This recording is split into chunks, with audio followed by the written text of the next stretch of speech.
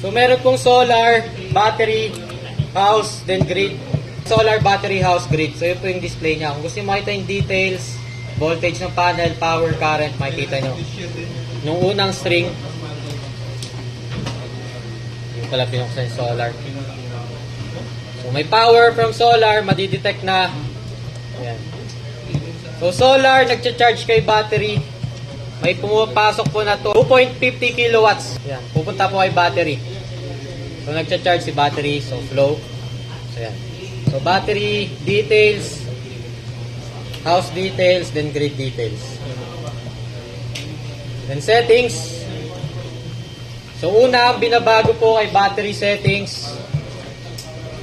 So meron pong lithium, use battery volts, percent, no battery, activate battery. So pagka walang communication cable, use battery volts. Pag meron naman, lithium na lang.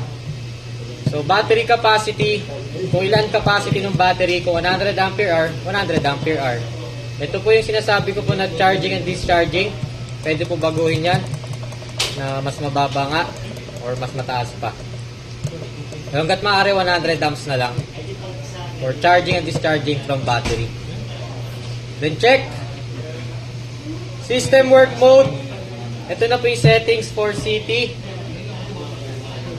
Settings for CT sensor. Then para di siya magbenta, alagay 0 export to CT. So CT para setting siya ng CT sensor.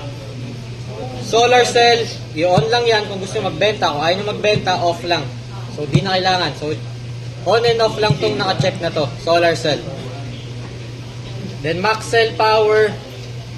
So ito po kung ano yung gusto nyong i-sell kila grid. So 4,000 lang isa-sell ng inverter. Kung gusto nyo 5,000, baguhin nyo lang ng 5,000. Kung ano yung maximum pwede nyo baguhin.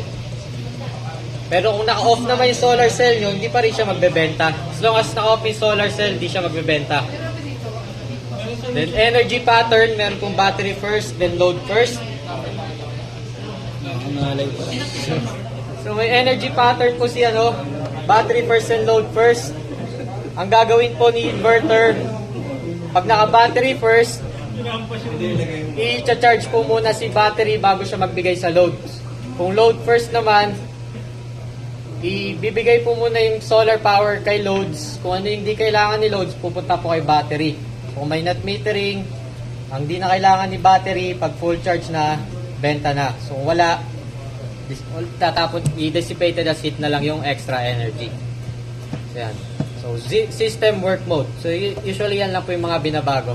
So load first po, mas maganda lagi. The next page, time of use settings, control natin sa battery.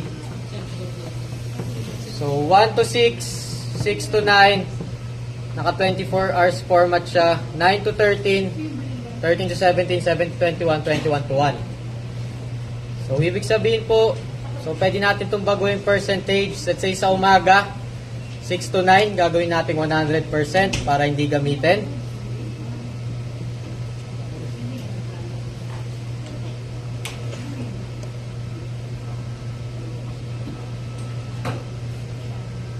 Sa lahat po ng umaga, gagawin natin 100%.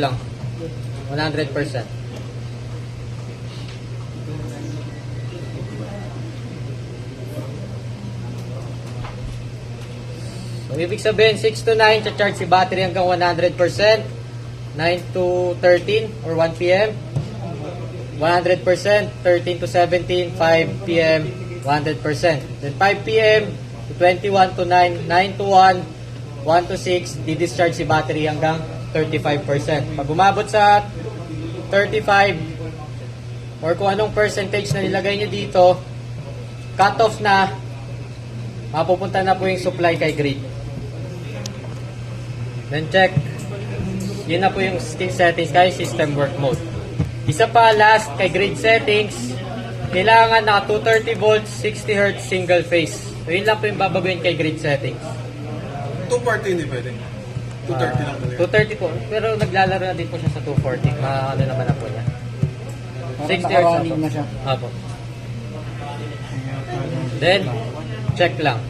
So pwede ilagay 240 or 220. Yung iba po kasi hindi na babago. Hindi na binabago. Diba?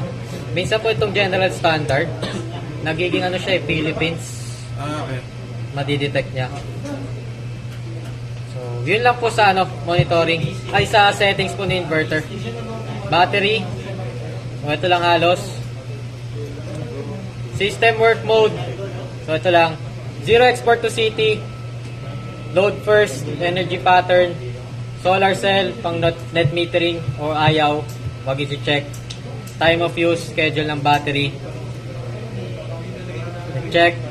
Grid settings. 60 Hz, 230. Single phase. Ayun po. Yun lang po sa settings po.